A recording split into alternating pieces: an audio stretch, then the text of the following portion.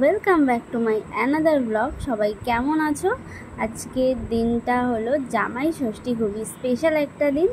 আর আমি আর তোমাদের দাদাভাই বেরিয়ে পড়েছি একটু ঘুরতে বিকেলবেলা। তো চলো যাওয়া যাক।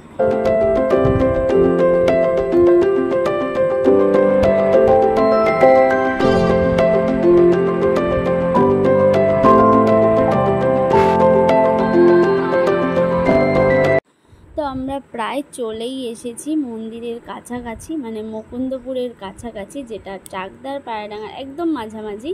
তো এই হলো মন্দিরে ঢোকার মেন গেট, এখান দিয়ে মন্দিরে প্রবেশ করতে হয়। আর এটা হলো পুরনো মন্দির, মানে মুকুন্দপুরের সবথেকে পুরনো মন্দির, ফার্স্ট মন্দির এটাই।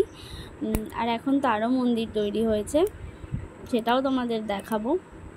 এখানে আমি যাচ্ছি একটু ঠাকুর দর্শন করতে।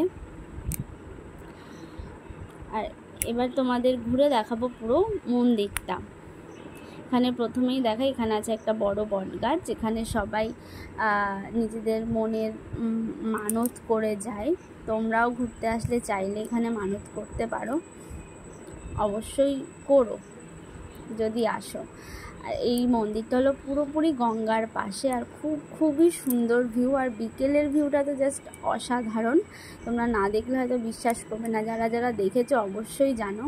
আর এই মানে মন্দিরটা পুরোপুরি ফুলে ভরা, এখানে অনেক রকমের ফুল আছে, গোলাপ ফুল থেকে শুরু করে মানে প্রচুর রকমের ফুল আছে। এখানে সিজনে সিজনে ফুল ওনারা লাগান। আর ওখানে দেখছো একটা দূরে মন্দির, ওটা কিন্তু নতুন হয়েছে, আগে ছিল না। আর এই হলো যে মেন মন্দিরটা বললাম, এটার পুরো ভিউ দেখো, মন্দিরটা খুবই সুন্দর। আর এই গণেশ ঠাকুরের মূর্তি, এটাও নতুন, শিব ঠাকুরের মূর্তিটাও নতুন। কত সুন্দর ভিউ দেখছো, গঙ্গার ভিউটা খুব সুন্দর। তো চলো।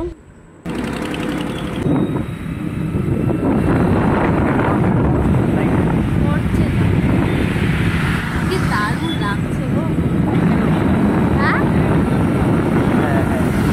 তো আমরা ওখান থেকে বেরিয়ে পড়েছিলাম, বেশ সন্ধ্যের আগেই বেরিয়ে পড়েছিলাম। আমরা ওখানে প্রচুর ফটো তুলেছি, ভিডিওস বানিয়েছি, যেটা অবশ্যই শেয়ার করব।